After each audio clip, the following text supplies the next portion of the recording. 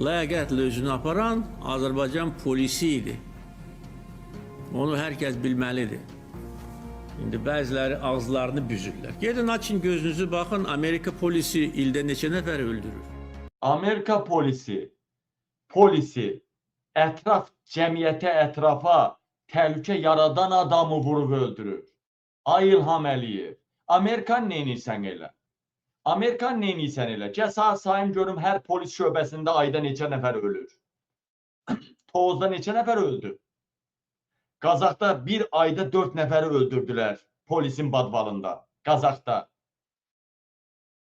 Sənin hər polis şöbəndə hər ay bir və ya bir neçə adam öldürülür, ay İlham Əliyev.